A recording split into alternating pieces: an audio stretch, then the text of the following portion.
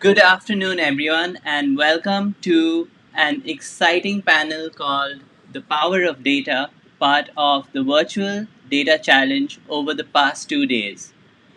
Over the past 2 days, we have welcomed 85 participants from 30 teams across three data competitions. Our teams are from 8 different international countries and 5 provinces across Canada. Before I introduce our moderator for the panel, I have a couple of housekeeping items. One is that our panel is looking forward to your questions and comments, so you can ask your questions by typing it in the comment section below.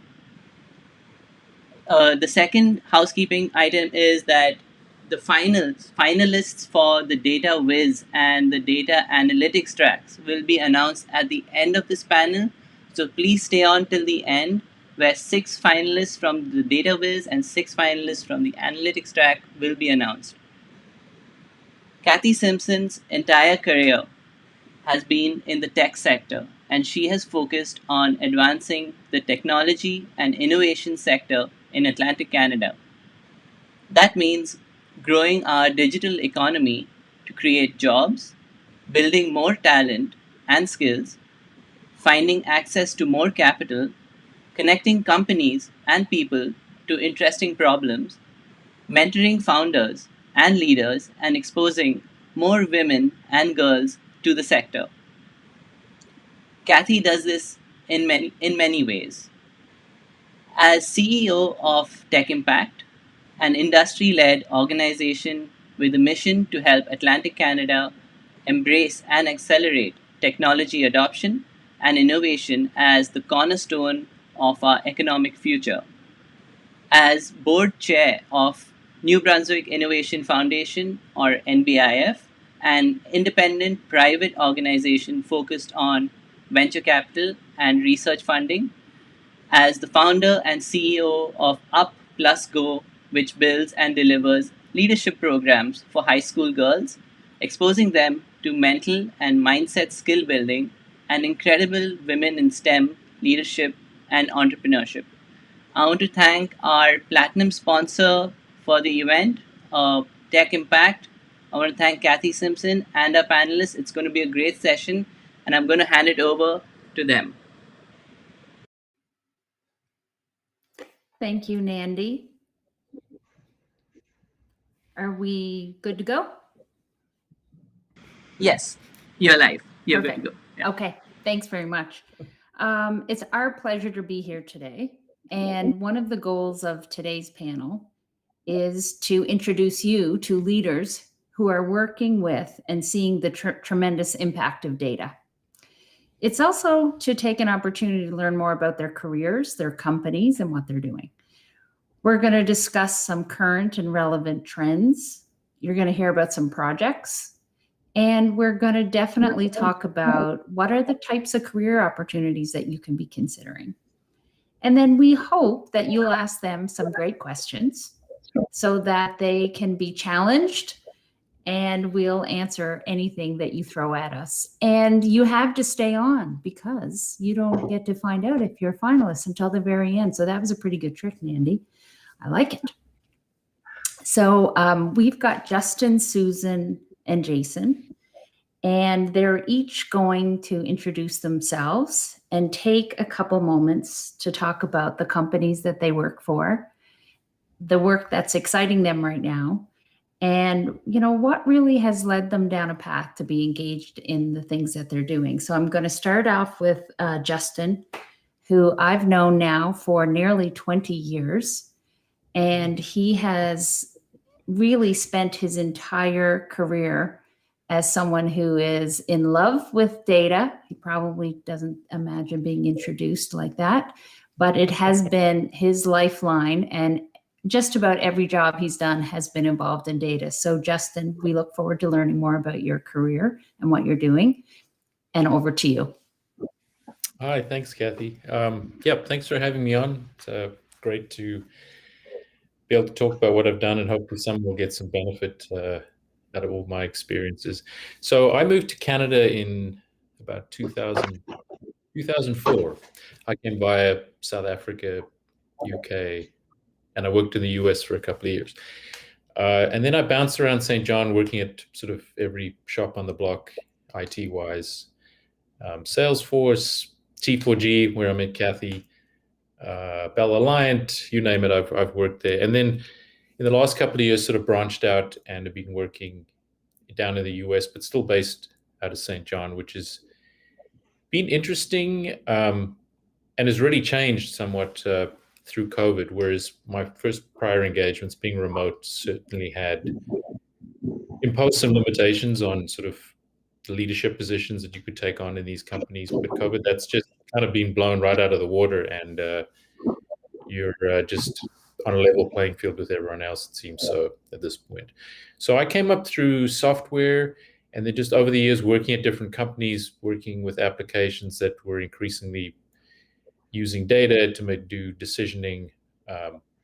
These sort of products evolves from more sophisticated, from adding things up and putting them on the screen, to now building models. And we're seeing the industry really mature, where we're actually starting to do decisioning, taking actions, whether that's in engineering with actuation, or well, pretty much any industry using the data itself. So I found like my software skills really dovetailed well into a more sort of quantitative side of things. I went to UNB and took a bunch of classes to kind of skill up, and I found that really helpful. And because of all the tools used in the industry have come out from the software side, they're a great complement, those skills together. Yeah. Anyway, that's me. Kind of a long introduction, but like you said, Cathy, 20 years, so I had to give it justice. Thank you. So tell us a little bit about Instnt and what you're doing right now, and what's it like living in St. John but working for an organization in New York? Well, right now we have, it's started as a New York company, and they had an office in New York. It's a startup, and this is kind of their second year. And I worked down there prior for another company. That was my first sort of engagement outside of the Maritimes and down in the US. And it's a follow-on from the founder of that initial company. Sort of gave me a call and said, hey, I'm looking into starting something new, so why don't you come on board? So I took the leap again. So initially they had an office down there, and it was sort of go down once a month, try to squeeze all your meetings into the week. Now a lot of people who we've hired that are not originally from New York, actually most people you meet in New York aren't from New York, whether they live there or not. So what happened is we had people who are originally from Pakistan, from Turkey, California, Vancouver, North Carolina. A lot of them just went home, right? Well, not home, but they moved back to either their home countries or moved in back to where their parents were. So really, I think out of a company of about 15 to 20, we have less than a quarter of us actually based in New York now. The day runs through video conferencing, Slack messaging.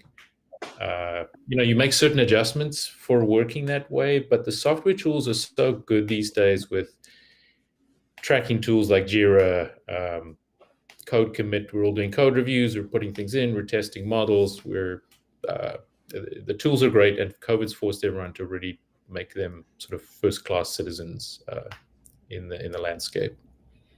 So what's this startup trying to accomplish with their solution? Sorry. I didn't really get to that part, did I? It's in the fraud detection space and identity verification. So with the first company, it follows on directly from this use case of this first company, where banks use these fraud detection methods when they onboard customers to sort of detect fake identities, probability of fraud, and to kind of keep them out. So the gatekeepers. So financial institutions have quite a sophisticated history of building these stacks. The problem is with sort of new immigrant populations, millennial populations, they don't really have a lot of credit data that feeds these traditional detection stacks like credit bureau information, things like that.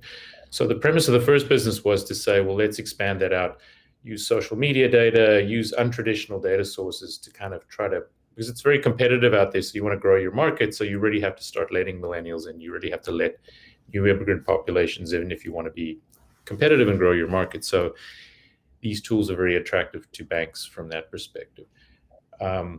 So Instnt was sort of an extension of that business case, where it's saying, instead of selling a service that you bake into this fraud stack as alongside one of your other vendors, we just take the whole thing turnkey as a sort of software service.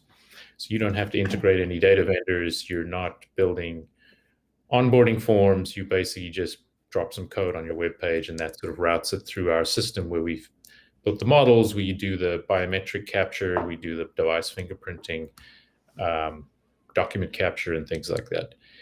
And then because the real like secret sauce of all, well, not secret sauce, because it's kind of a differentiator, that's probably a better word, is that because we control that whole stack as a service, as sort of a black box, we can go and indemnify it and securitize the risk.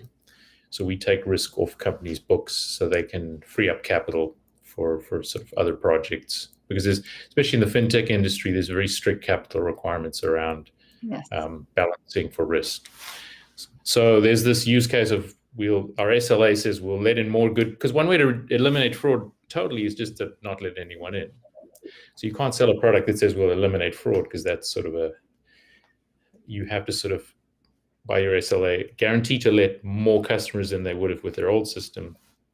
And then you're indemnifying fraud, so any losses they incur, you're covering by your insurance. So it's a lot of engineering, a lot of real time, because it's all real time. So you have to give an answer in 2 to 3 seconds, and in those 2 to 3 seconds, you have to call out to anywhere up to 10 different vendors. You have to take their massive data,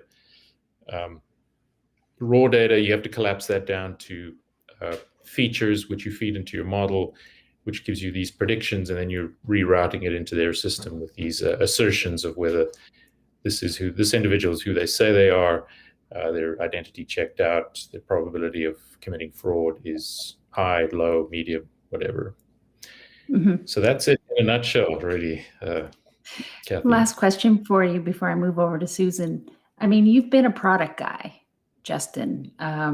You've worked at a lot of product companies, so that's in your blood. Think about your early days to now and how much has changed with the data capability.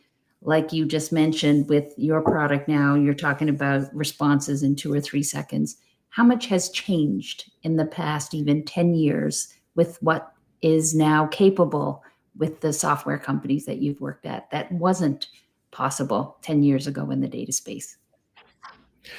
Well, 10 years ago, sort of your product was largely driven by what was possible technologically. So you would say, what can we do technologically? And then you design it that way. Now, a lot of it is there's these, what they call data products, where you're taking data and turning it into something else, whether that's a decision to onboard someone with a view to reducing risk, whether it's looking at thermal images to tell if a part coming off a production line has defects. So you can't just go and build the tech and then hope it works. You have to sort of, there's now 2 parallel streams where you have to build out the tech, but then you also have to make sure that the data supports your hypothesis, which gives your product value. So I've worked at product companies, but I've never been a product guy. I've always been an engineer. But now that these products are coming along where, yeah, sure, we have this massive IIoT stack that can handle streaming, millions of streaming events a second. That's wonderful. We put it into a database, you can query it. But if the data doesn't support you being able to use that to make quality decisions or planning and optimization decisions, then you can have all that data and it's just going to sit there. It's not going to be valuable. So the product is driven a lot now by data. I wouldn't say tech has disappeared, but tech has been largely commoditized by the fact that there's now 3 clouds and they all offer very similar services, as opposed to where there was a plethora of databases and languages. And so tech's largely been commoditized. It still requires very skilled individuals to put it together in the right way, but it's no use creating massive databases of data that can't be used to affect decisioning outcomes that support your product. Yeah. That's a great way to put it. So thank you, Justin. we're going to totally change the discussion here with Susan. And Susan's joining us from St. John's, Newfoundland. It's great to have you, Susan. So start off with telling us a little bit about yourself, and then love for you to get into the Ocean Supercluster, which is where your hat is these days. And it may surprise some of the people on the call at just how much of your time is being spent on projects that involve data and the significance of those projects and the data outcomes that we're trying to accomplish with the work that you're doing. So we can't get into that until we know a little bit about you and what the Ocean Supercluster is all about. And of course, my phone rings the second that I come online. And I also had a cat scratching at my door as well I had to get rid of earlier. So sorry for helping out there for a second. Yeah, hi, good morning, good afternoon, everybody, wherever you may be. I guess I'll start with saying a few words about myself. And in thinking through it, just my background, I've done a bunch of different gigs, all kind of primarily in the ocean space around innovation or product development or the management of the same. And it probably would be interesting, I guess, just to step through that from the context of the relevancy of data, I think, in each of those instances. So maybe I'll just take a little bit of time to do it that way. I guess my undergrad is in naval architecture and engineering. So I'm an engineer by undergrad, and spent the first part of my career working in the US for Brunswick, which is the world's largest boat designer and manufacturer. And my job was primarily to design boats. Right. And I guess it's one of the probably the most traditional ways of thinking about data visualization. Right. Historically, what you do as a naval architect is you look at data, you form a geometry that you think is going to work. You look at different types of baseline data, other products, historical information, and you use that to create a surface that you visualize through the mathematics and the data of the whole, right? And so, one, I guess, instance of how, data gets visualized to create a product, and is also, I think, probably pretty interesting example of, what Justin was talking about with respect to, the real convergence of data with decision-making and judgment calls. And at the end of the day, there's lots of data out there. There's more data out there than there ever was. It's going to continue to be that way. And so I guess the place where the human gets inserted is kind of changing and evolving and advancing, but it still happens right at the end of the day in terms of, because that's where the edge is, where you're making those judgment calls and those decisions based on data. And that's where kind of the front end of intelligence really is, and keeps changing over time. But that kind of arrangement is pretty, solid. And then I guess after that, again, another part of engineering and naval architecture is actually testing products. So I've spent thousands of hours on the water, troubleshooting various types of issues with propulsion systems or engines or boats, that type of thing. And you get, huge amounts of data coming in from the various types of equipment and sensors that you have, to help understand how a product is working. So data is also really important to product development and the commercialization of a product, and making sure that it's performing the way you want, it's competing in the space in a way, again, being informed by data so that you're sure that it's going to hit its market, you're going to make money off the product, and then obviously you're using data to identify outlying statistics, design of experiments, all those different types of techniques that you can use at that stage, to really understand if something is safe to use, have you mitigated all the risks in a product, particularly when you've got it in operating an environment where humans are involved. The ocean is obviously can be a pretty risky thing. So I guess another kind of instance of how data can be applied with judgment to advance a company and to advance ideas. And then I decided it was important enough to me know about data. I had to do a grad degree in information systems to take on kind of the next piece, which was around overseeing product development. And so with a really big company, huge numbers of people working on large numbers of products, each of which have thousands and thousands of components and material and, different types of things that go into building a large boat. Obviously digitalization of data and data silos and, integrating different databases from different departments and all that becomes really important if you want to be an efficient company and manage, a group or a team that's, working with that much data. And so kind of taking it up a step, you're kind of getting into kind of a systems level understanding of data. You're less and less about, being the person that's acquiring the data or developing the hardware that will go get the data. but you're getting to the point that you're using it to make decisions on, not just a product level, but at a portfolio level. Like, what are the types of products we would want to build? How are we working as a company together to be more efficient? Like, how does our team need to be restructured to be able to better develop product and be more efficient? So I guess another kind of level of abstraction, but you're still at the end of the day using data to make judgment calls. And then I decided to move back home, which was great. And I started work for a National Center of Excellence in Information Technology and Mathematics called MyTax. And that was a little bit less about kind of hands-on data analysis and all that sort of stuff, and was more about managing products that were dealing with huge big data questions. So that was a lot of fun. I had a bit of fun setting up programs with that organization in Atlantic, Canada. And then I took over, moved on from that, and then became a vice president of ops for an ocean tech company called a former ocean tech company called Mad Rock. And in that instance, we were designing and manufacturing lifeboat evacuation systems. And I was overseeing a couple of different manufacturing facilities in different parts of the world.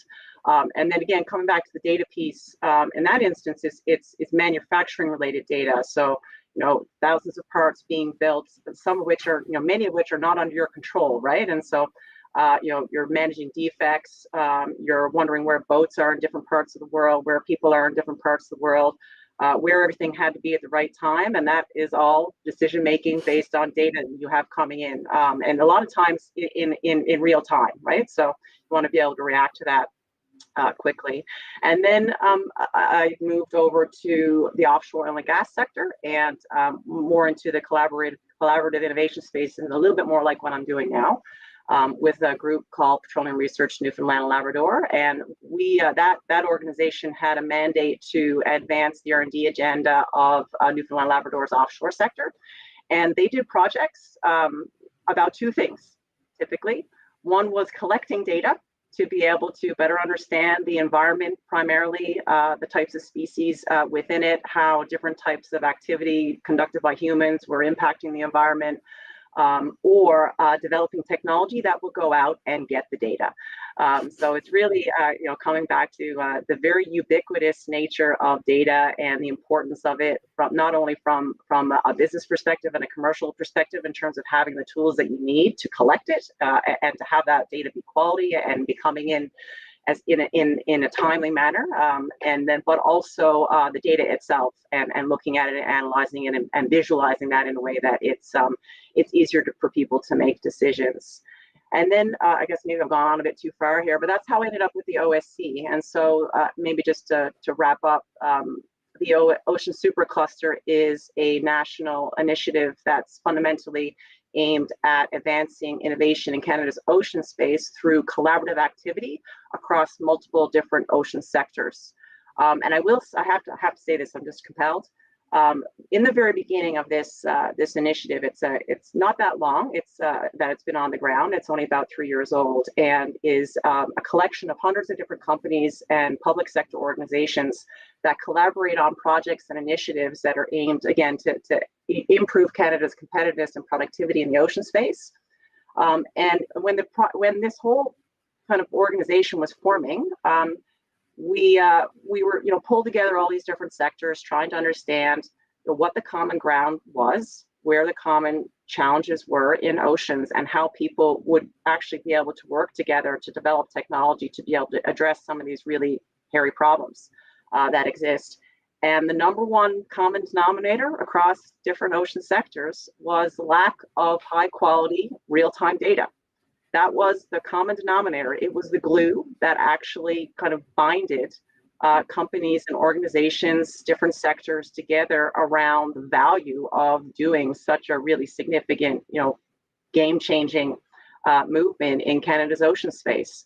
And so, I mean, I know that was a bit long-winded, but I was trying to give people a bit of a sense of, the versatility really that exists if you're data capable and data savvy, and there's a lot of opportunity, in that space between data and decision making and intelligence to have some really cool and interesting, variations on careers, and not necessarily at the outset think that, just because you're this kind of data person, you can't be that kind of data person. You know what I'm saying? No, Susan, that was perfect. And if you look now at I mean, you've spent your entire career working around data in some capability. If you look at what you're doing now with the OSC, you're getting hundreds of proposals for really some leading thinking initiatives to change the way we're approaching the economy from the ocean's economy. How is data finding its way into these projects? There's no project that isn't on kind of underlying the value proposition for it is typically around data. Maybe I could just talk through this from maybe the bottom up. And so, a lot of the projects that we have are typically technology providers, right? So companies that develop products or offer services that inherently have a data value proposition to them. They go out, they're the hardware guys. They go out and build the sensors. They go out and collect the data, or they're the cloud guys that are helping to change products from kind of desktop applications to cloud-based applications, or the visualization people.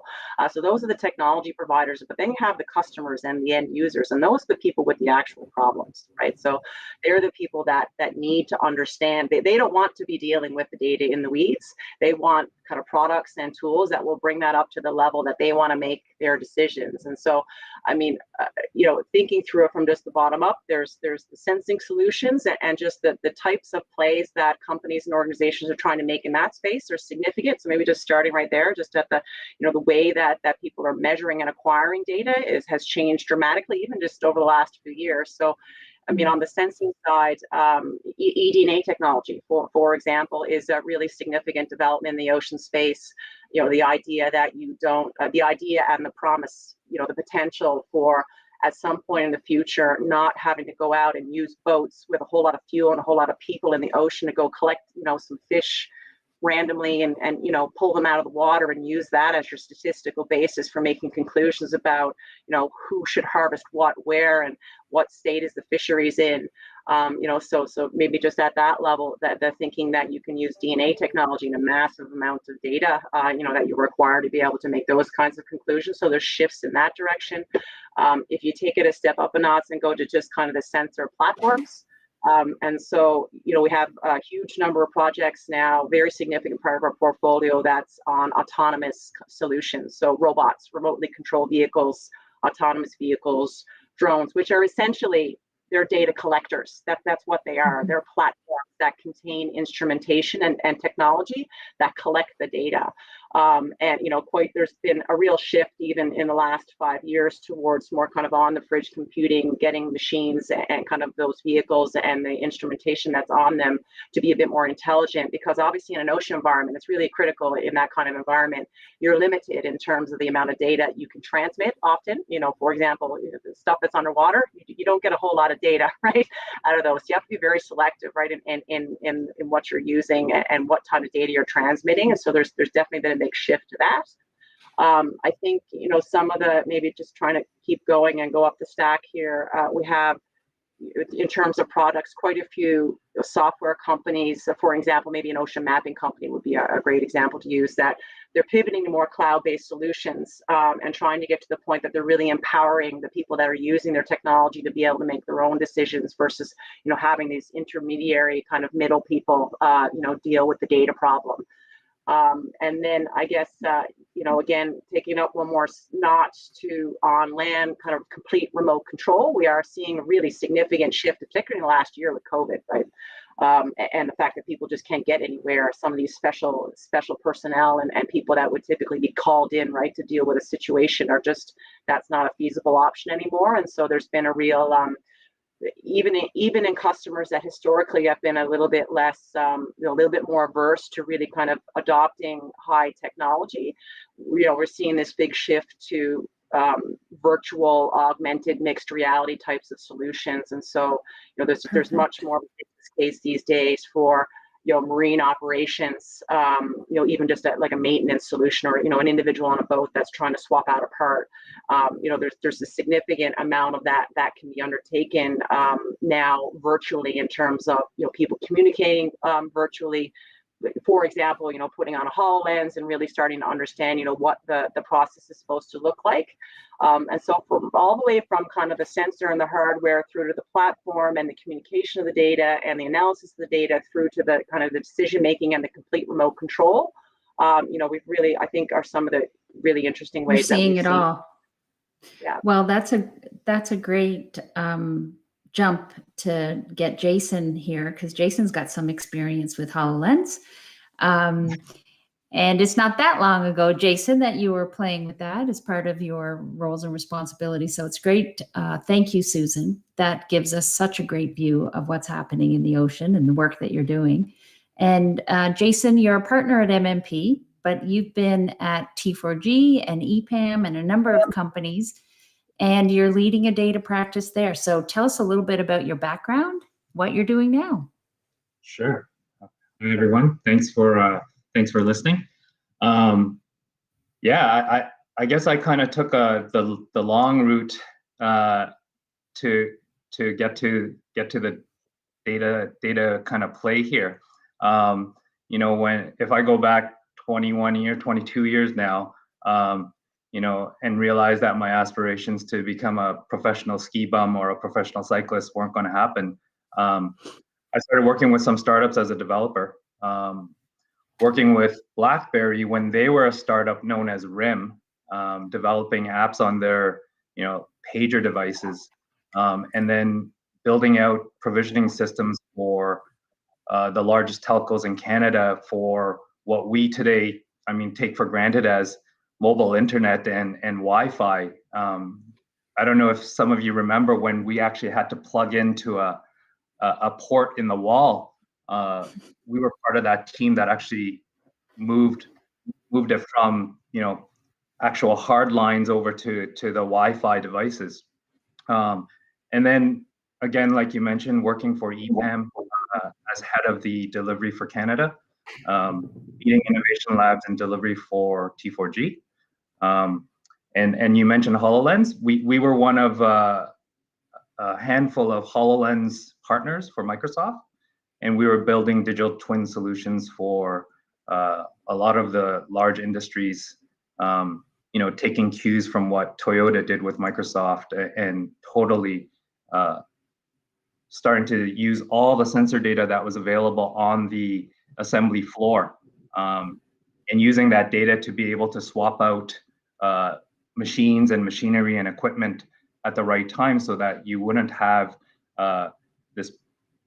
this downtime on some of these machines that take forever to swap out.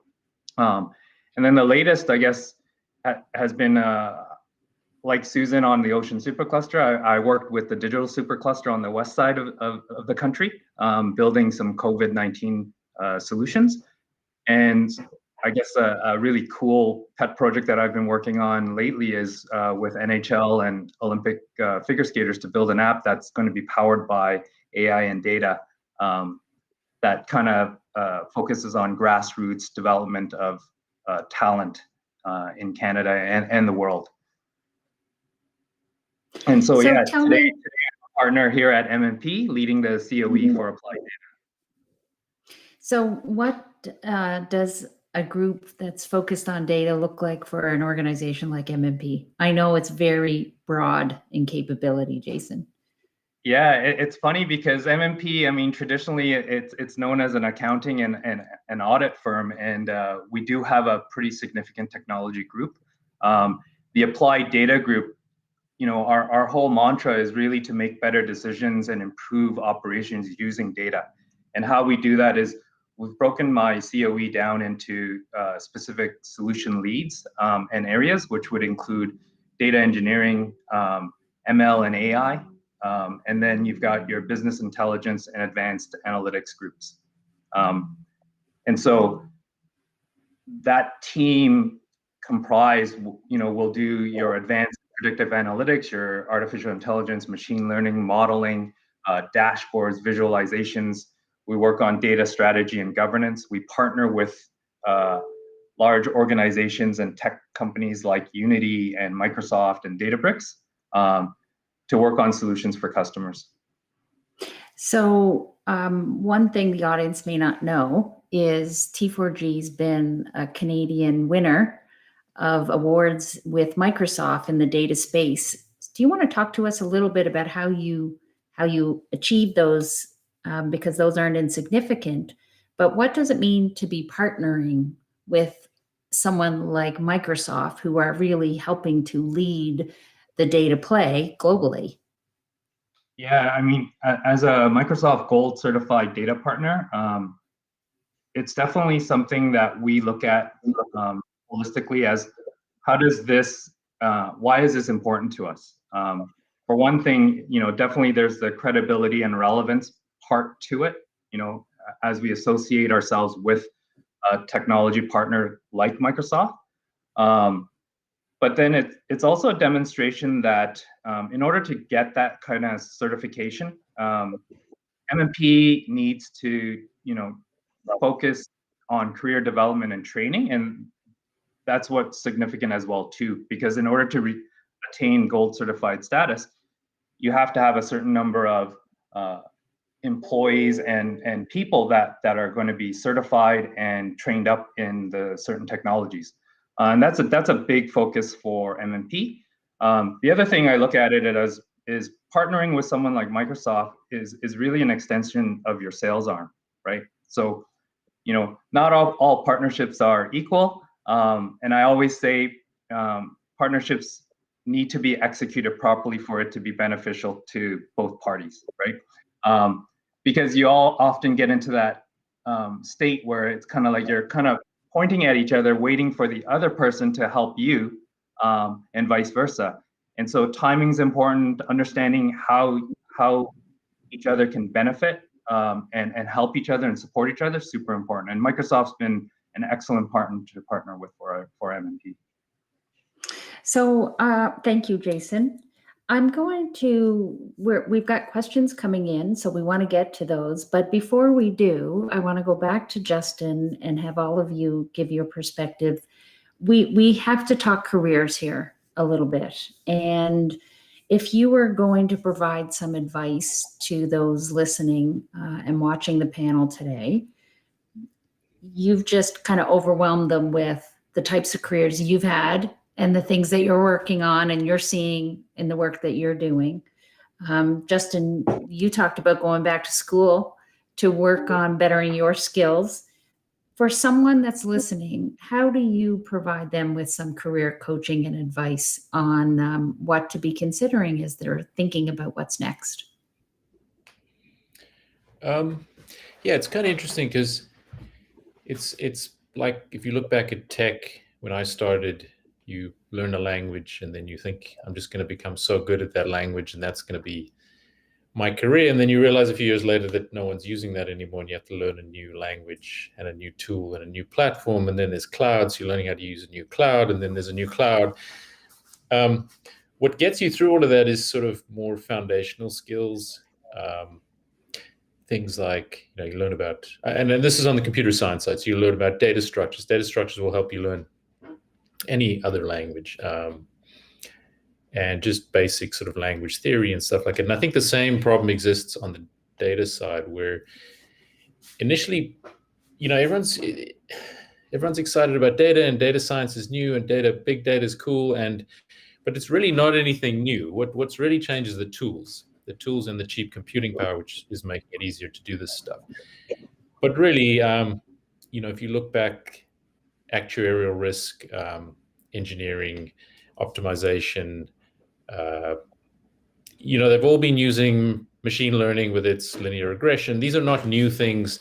Sure, neural nets are quite new, and that's actually, neural nets aren't that new. It's just they're now practically possible because we have cheap computing power.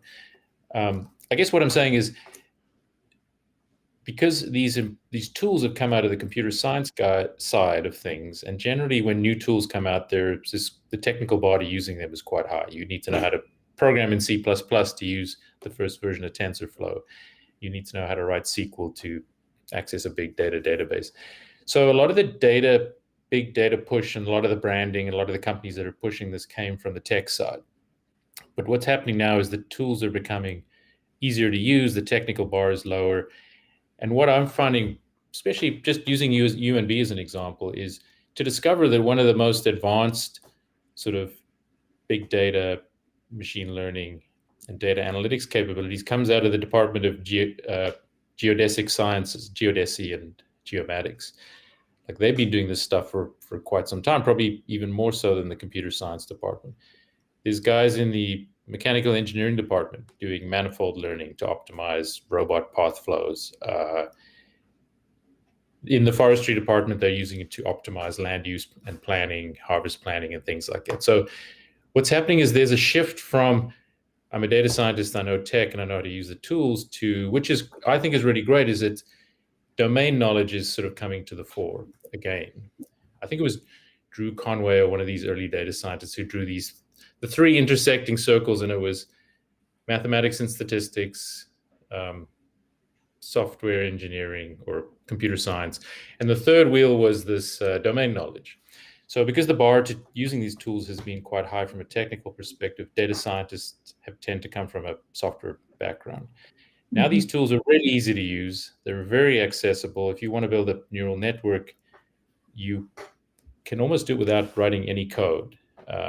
So that's cracking open everything to these domain experts, which I think is the missing piece in a lot of cases. You can take data, and if you're not a domain expert, you can grind through it and find some insights, but really interpreting those insights and then planning the next step to improve your model or to make decisions based on that really comes from, to be a process engineer at Irving, and you're making decisions about optimizing catalytic output. Turns out advanced controls at Irving is really just guys who crunch the numbers, time series data. They're fitting ARIMA models, and they're fitting regression models to optimize the settings for the catalytic converter to maximize how much fuel, bunker oil, and all the different products of the crude. So yeah, to my advice would be, and this is kind of UNB now, it's very hard to graduate without doing some sort of quantitative component. Like the undergraduate stats classes are full of biology students, for instance, which I think is great. You're learning these quantitative skills, and they support your domain, be it biology, be it engineering. And 10 years ago, I would have said to someone, don't go do a science degree, you'll never get a job. Do engineering or do some sort of professional degree that's geared towards going into a specific job. Now, having, I would say, the three essential elements, and you could do this as an arts degree or a science degree, is have some domain knowledge, whether it's economics, ship design, medical, biology, take a few computer programming courses, and take some quantitative courses. And the best quantitative courses in all of this is probably statistics. A lot of big data, machine learning, it's all just statistics rebranded. Perfect. And this is math and stats part gets no love. They're very underfunded. And they're kind of at the root of all these skills that we're saying are so essential to growing the economy, making use of data, etc. But there's not a lot of glamour around that department. Anyway, I'll finish on that passionate note. No, that's perfect. I think it's very true. And Jason, I know you're hiring. So how do you find people to do this work? And then we're going to jump into the questions. And there's a couple questions there right at the top, Susan, for you. So Jason, how do you find people? Yeah, I mean, I'm gonna say that what Justin said resonates with me too, and it's exactly right. Like, you know, if you look at it from my perspective, and I'm hiring for a consulting company,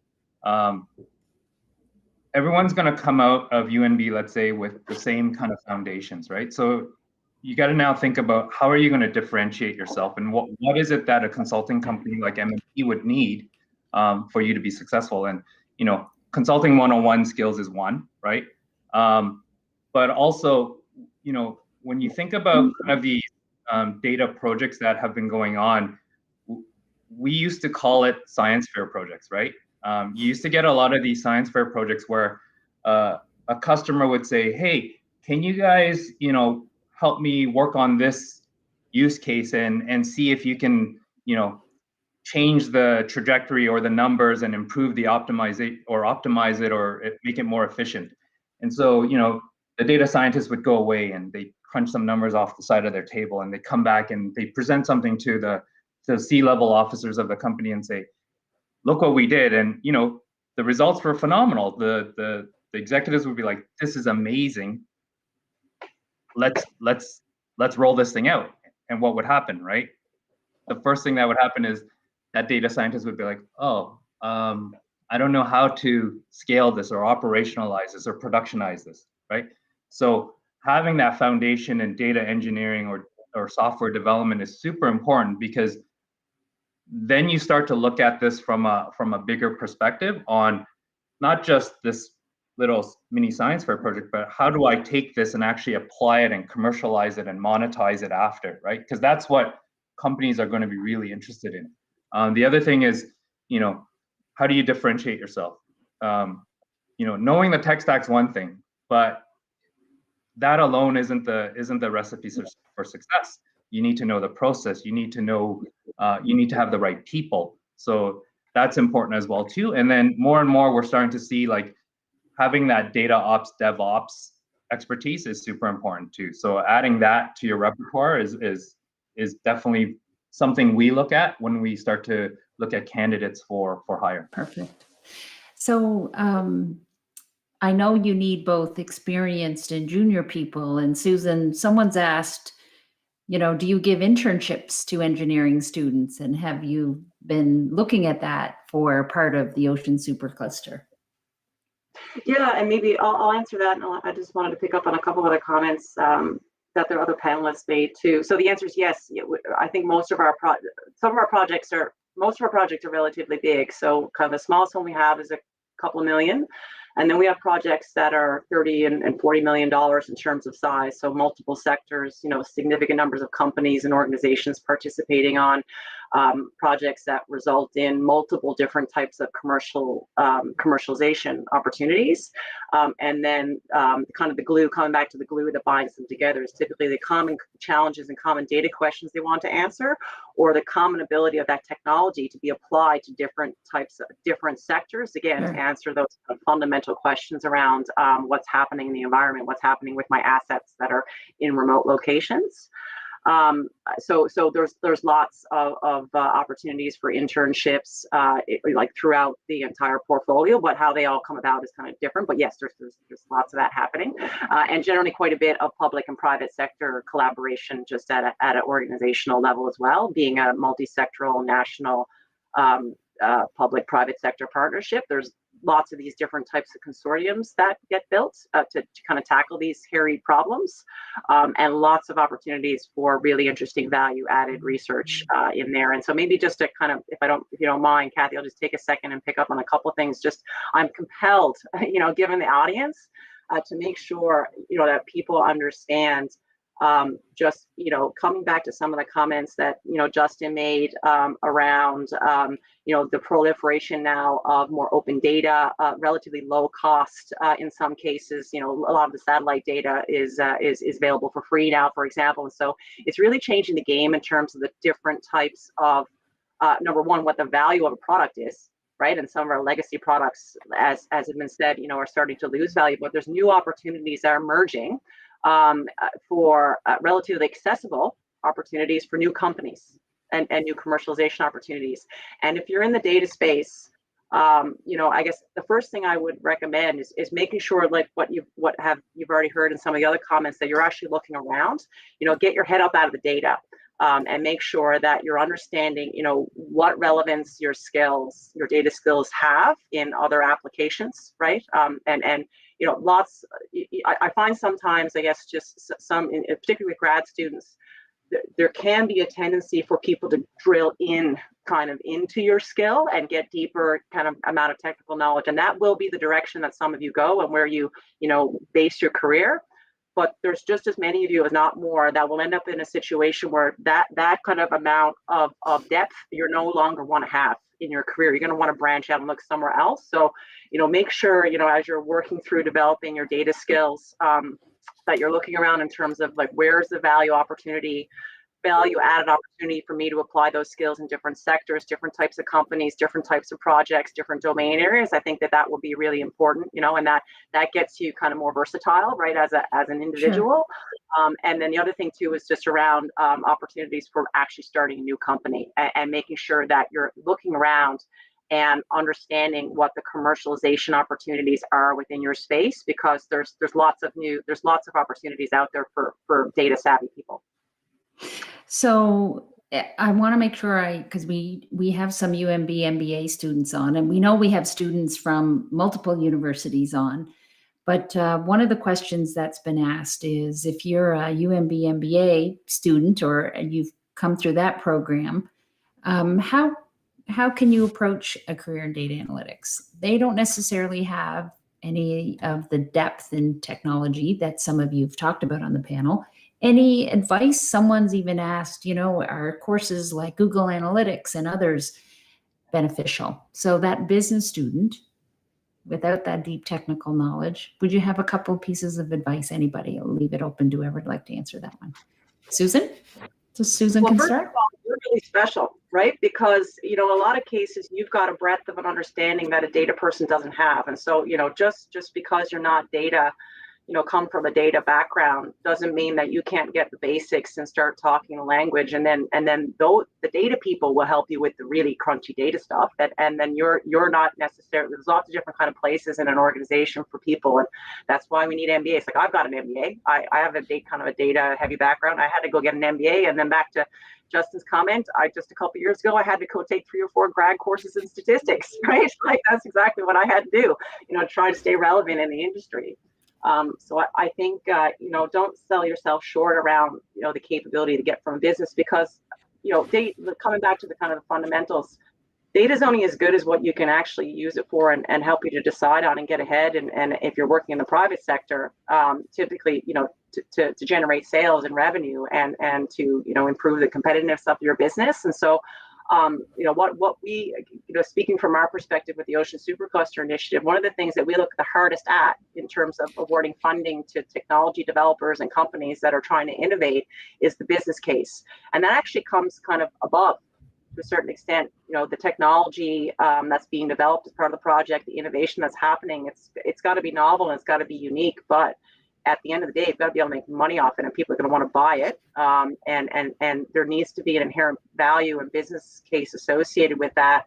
The MBA program is geared really to help people understand what, how to be able to deliberate and interpret all that in a way that will help you grow your business, right? So maybe I'm carrying on here, but that's perfect. Jason or Justin, anything to add? I think specific to the is something like Google Analytics beneficial? I would say yes and no. It really depends. I think it'll give you the foundation and an understanding of how data and analytics work. Have I seen it specifically in pure data plays? Not as much, I'd say.